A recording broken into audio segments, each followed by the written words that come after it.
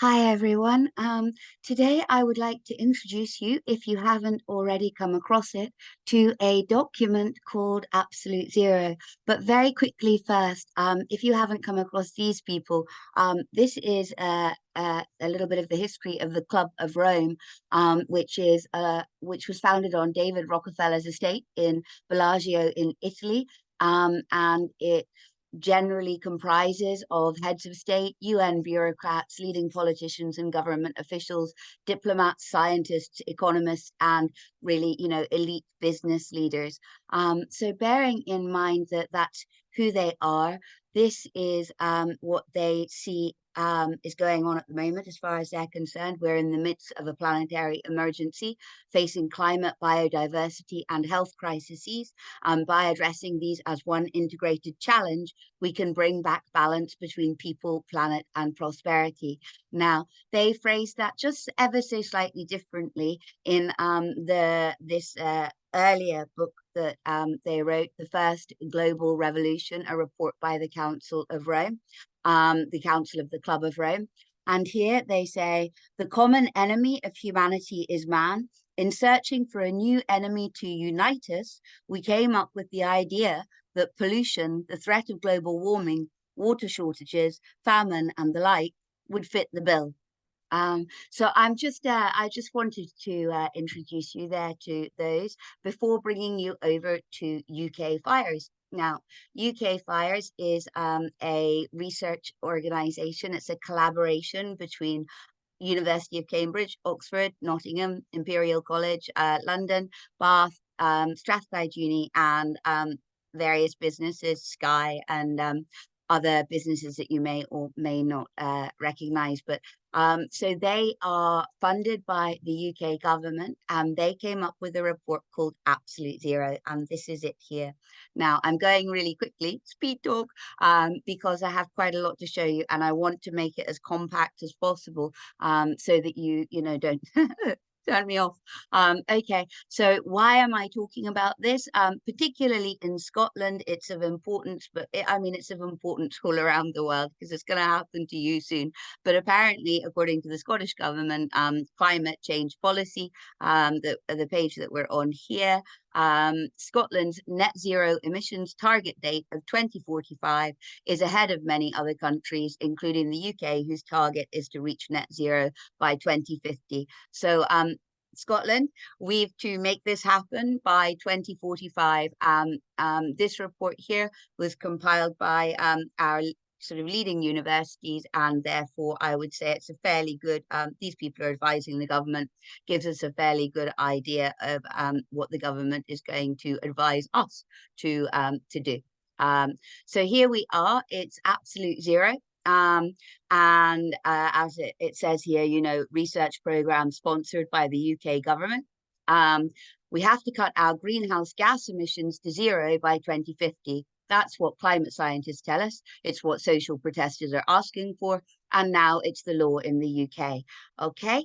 And right here in the executive summary, it says, the two big challenges we face with an all electrical future are flying and shipping. Although there are lots of new ideas about electric planes, they won't be operating at commercial scales within 30 years. So zero emissions means that for some period, we'll all stop using airplanes. Now, if you haven't heard of it, incrementalism is a technique by where you change things incrementally.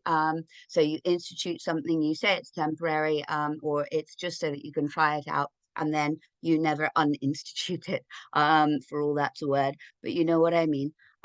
So the key message for the industrial sectors, Absolute Zero creates a driver for tremendous growth in industries related to electrification, from material supply through generation and storage to end use.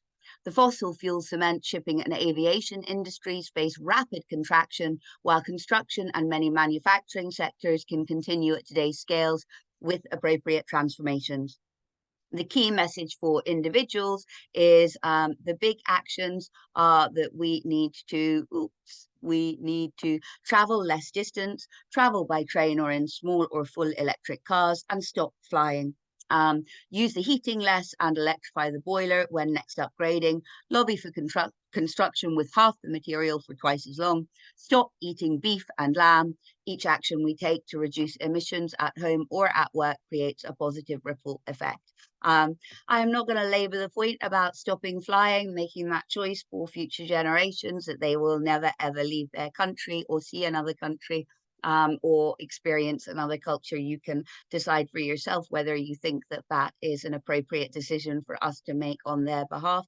Also, you can think about whether not eating lamb or beef is a good decision as well, when the comparative sort of offer is bug protein. So then we go down to aviation. There are no options for zero emissions flight in the time available for action. So the industry faces a rapid contraction. Developments in electric flight may be relevant beyond 2050. Fossil fuels industry, all coal, gas and oil fuel supply from extraction through the supply chain to retail must close within 30 years, although carbon capture and storage may allow some activity later. Travel and tourism, without flying, there will be growth in domestic and train reach tourism and leisure. And food and agriculture, beef and lamb phased out by 2050 and replaced by greatly expanded demand for vegetarian food. Electricity supply for food processing and storage will be cut by 50%. Now, further on, they'll talk to you about, you know, the ideal person, and that person won't just be vegetarian, they'll be vegan. I'm vegetarian at the moment. So just for full disclosure, you know, I'm not coming at this from the position of, you know, somebody who doesn't have any concern for animals. I do. But I think everything is important to keep in proportion, and anything that's extreme, like absolute zero, is something that is akin to fundamentalism, and fundamentalism never ends well. So let's think about this, okay? And I'll keep going at the speed that I'm going so that we can get through it. Traveling, the impact of our traveling depends on how far we travel and how we do it. The most efficient way to travel is with a large number of people traveling in a vehicle with a small front, and we can all reduce our total annual mileage. Stop using airplanes, take the train, not the car when possible, use all the seats in the car or get a smaller one, choose an electric car next time if possible, and lobby for more trains, no new roads, airport closure, and more renewable electricity. Again, eating, reduce consumption of beef and lamb, as these have far higher emissions than any other common food. Why this report matters. So they talk about why they're important. And then down to here, which I think is a really important graphic. Eye is drawn naturally to these stop signs, and they relate to flying and shipping. So we've got the timeline here, 2020 to 2029, which is where we are. 2030 to 49, and then 2050 absolute zero. So at the moment, all airports except Heathrow, Glasgow and Belfast close, with transfers by rail, and then all remaining airports close. So Heathrow, Glasgow and Belfast close, and then there's no airports at all for anybody. And shipping, so this would relate to, you know, your import export. You are going to end up with absolutely no shipping either. Not a problem at all for a tiny island. And fossil fuels, they are also to be eliminated. So, okay, we are going to nip on down. It's going to talk to you then about the technologies that could be used to achieve what they're talking about. I don't have any expertise in that, so I'm not going to dwell on it. Perhaps somebody else can pick it up some other time. But what I am going to do is go down to here, where we can look at, bear with me 2 seconds, I'll get you there, I'll get you there. Come on, come on. This is where I'm scared my highlighter is broken and it's not there anymore. No, well, yes, maybe we'll stop here. Right, individuals at home and at work. So behavioral changes required to deliver zero emissions by 2050 are already being practiced by some people in some places. This is where I said to you that they've got this sort of ideal person. Some people already choose not to fly, to be vegan, to car share, and to lower the temperatures in their homes and offices. So you're to be cold at home, and you're to be cold at work, except that you won't be going to work for very long because you'll be doing everything from home. And it goes on to talk to you about how the phrasing of communication in order to manipulate us all into behaving this way is important. Apparently, messages framed about fear and climate crisis have been found to be ineffective. Oh dear. So they're going to change their strategy, and what they're going to do is tell us that the best way to make this work, or the best way to get us, persuade us to do as we're told, is to tell us that we like this. So the activities we enjoy the most are the ones with the lowest energy requirements. And so they're going to dwell on the fact that we like to walk, and we like to be with our families, and so on and so forth, which is better messaging. It's better messaging. It just leaves out all the things you're not anymore going to be able to do. If net zero targets are to be met, all of society needs to change, not just those motivated by the environment.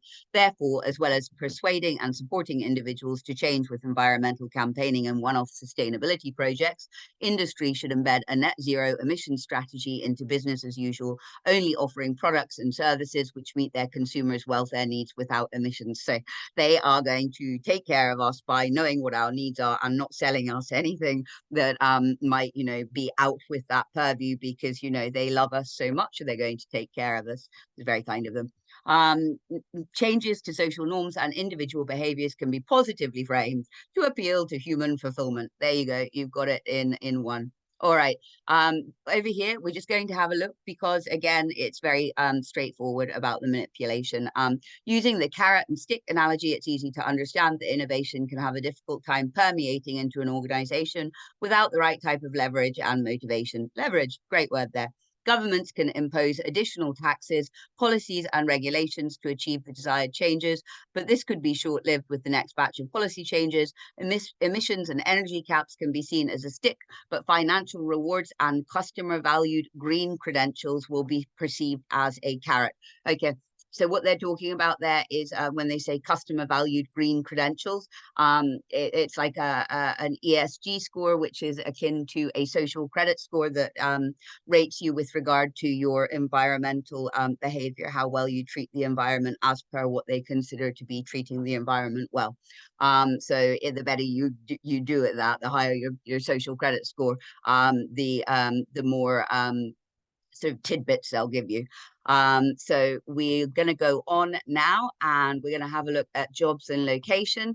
There are two key implications for how we live our lives. First, buildings will become much more expensive because the restrictions on building, which generate substantial scarcities, because of the restrictions on buildings, which will generate substantial scarcities. Second, transport will become much more expensive because the limits on air travel will generate excess demand for other forms of transport. By expensive, we mean the direct cost to the individual, us or firm, but also indirect costs in terms of reduced quality.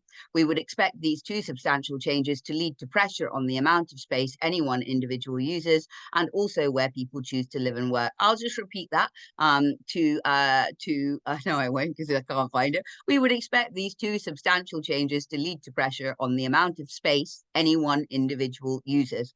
So they're not only going to herd you into smart cities where you will be, everything will be within 20 minutes. And after a while, you won't be able to exceed those 20 minutes because everything you need is there. So why do you need to go anywhere? But also they're going to start limiting even the amount of space that that they decide is that they think is sufficient for you to actually live in. So this is really not positive for us, and they do admit that, because they say the largest distributional impact, however, is intergenerational. The cost of hitting absolute zero will be borne by the current generation, so it's going to be borne by us.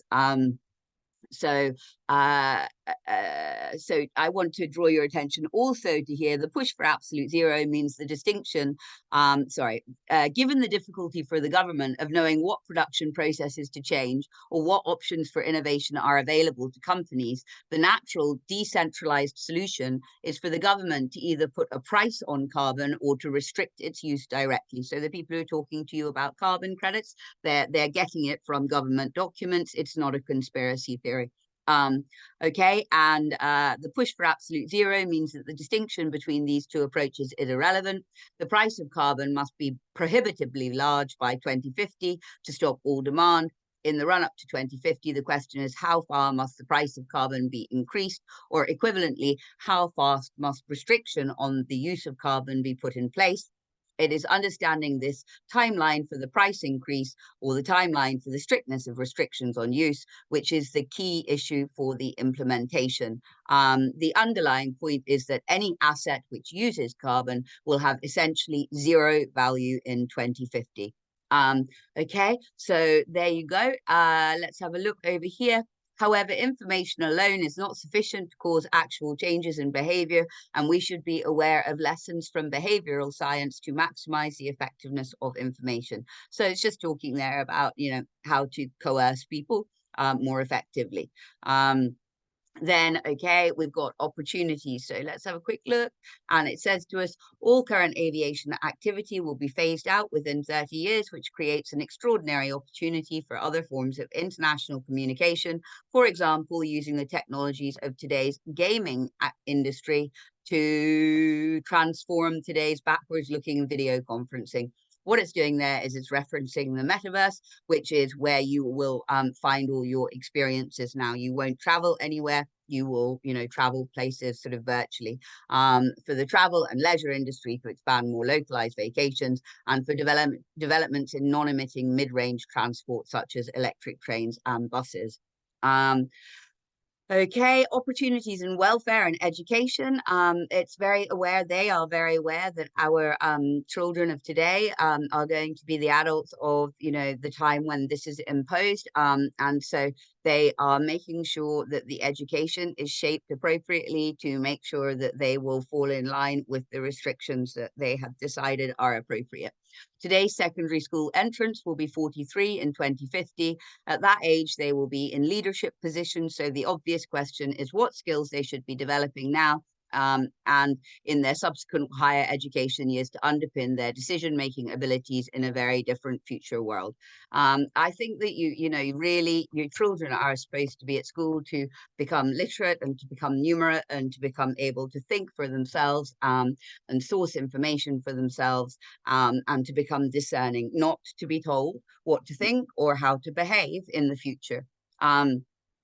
So across the education system, we should be seizing the opportunity for the next generation to grow up with best practice, from the food available in schools, in the way children get to school, to the way school buildings are used.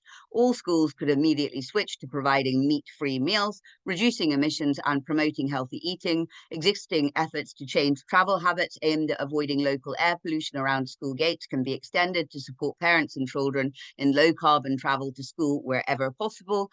Many schools already feel the need to keep the heating temperatures low in an effort to make severely constrained budgets balance, which is a side effect that could be standardized across the system to help establish the normality of low energy, lower temperature heating set points. So basically make our children cold, which really infuriates me. So I'm not going to dwell on it. I am going to dwell on it. How absolutely appalling. Let's make the world a better place by, making our children, taking less good care of our children. Yes, I think that's a terribly good idea. We need to exploit the creativity, intelligence, and ideas of our students before they have graduated. But what are the innovations which we should be teaching? We're still researching them, and research takes time. The reason that I read you that bit is because it goes on to say a potential solution to this unwanted time dependency is vertically integrated projects. which is a concept was developed by Georgia Tech and the University of Strathclyde. And in essence, the undergraduate students across all years of study are involved in major interdisciplinary research projects, each of which is aimed at a long-term complex research question. Strathclyde ensures that the 17 UN Sustainable Development Goals are central to their BIPs. So basically, the 17 Sustainable Development Goals are embedded in all their research questions. So they're unavoidable, and also the children are being indoctrinated to think that this is a normal way of living. When you have a look into what the 17 Sustainable Development Goals, achieving them would actually require for an individual person, you'll see that the standard of living that it would require of you is not a standard of living that you would like to live by. And that's, I don't have a lot. And so I'm saying that from the position of somebody who has, sort of, I don't think that anybody, if they lived my life, would consider me to have a particularly luxurious life. And I don't think that anybody really would like to live below the standard of living that I live at. I don't think that should be imposed on anybody at all. So let's go on. And here we are. Bold decisions are needed by schools, universities, and funding bodies if we are to galvanize education and action towards rapid mitigation, followed by innovative opportunity. Okay, and we're just going to have a look down here. I think I've managed to whiz through that really, really quickly. So that's really good because I wanted you to stay on board. As you can see, the document is absolutely full of really, really, really important points for people to be talking about and to be sharing. There's no way that everybody in Scotland and everybody in the UK shouldn't be aware that this is the future that is planned for us and planned for our children and planned for our grandchildren. It's absolute zero and it's absolute nonsense.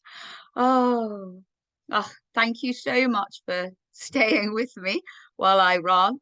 But it's important. It's so important, guys. Please, please share this information. Make sure that other people know. Okay. All right. I love you. Bye.